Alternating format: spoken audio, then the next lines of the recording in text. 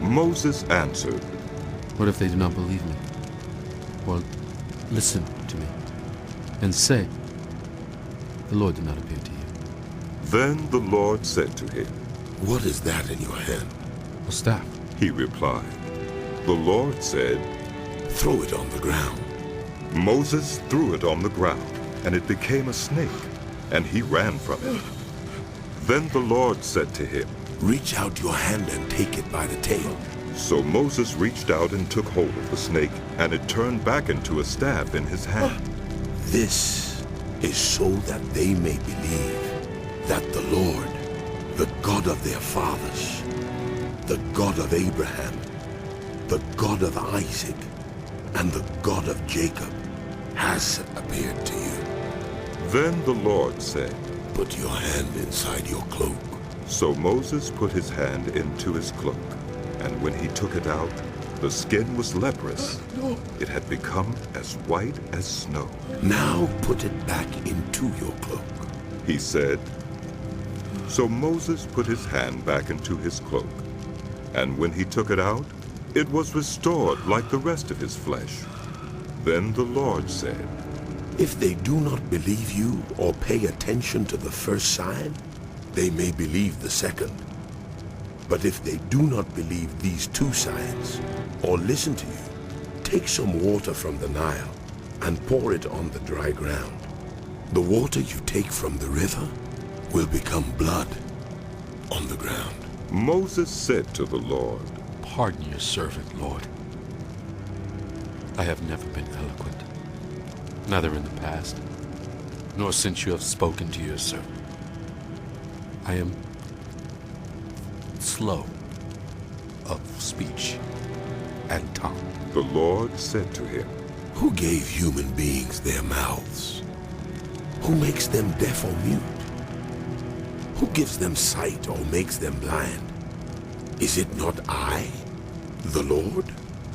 Now go, I will help you speak and will teach you what to say. But Moses said, Pardon your servant, Lord. Please, send someone else.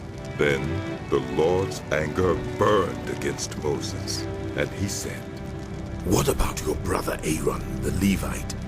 I know he can speak well. He is already on his way to meet you, and his heart will be glad when he sees you. You shall speak to him and put words in his mouth. I will help both of you speak, and will teach you what to do. He will speak to the people for you, and it will be as if he were your mouth, and as if you were God to him. But take this staff in your hand, so you can perform the signs with it. Then Moses went back to Jethro, his father-in-law, and said to him, Let me return to my own people in Egypt, to see if any of them are still alive. Jethro said, Go, and I wish you well. Now the Lord had said to Moses in Midian, Go back to Egypt, for all those who wanted to kill you are dead. So Moses took his wife and sons, put them on a donkey, and started back to Egypt. And he took the staff of God in his hand.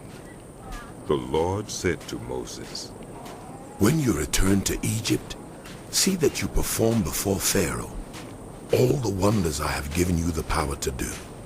But I will harden his heart so that he will not let the people go. Then say to Pharaoh, This is what the Lord says.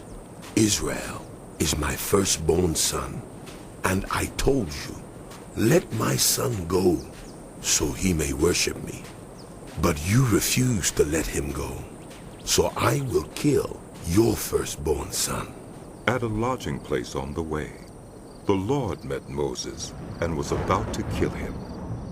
But Zipporah took a flint knife, cut off her son's foreskin, and touched Moses' feet with it. Surely you are a bridegroom of blood to me, she said. So the Lord let him alone. At that time she said, Bridegroom of blood, referring to circumcision. The Lord said to Aaron, Go into the wilderness to meet Moses. So he met Moses at the mountain of God and kissed him. Then Moses told Aaron everything the Lord had sent him to say, and also about all the signs he had commanded him to perform. Moses and Aaron brought together all the elders of the Israelites, and Aaron told them everything the Lord had said to Moses. He also performed the signs before the people, and they believed.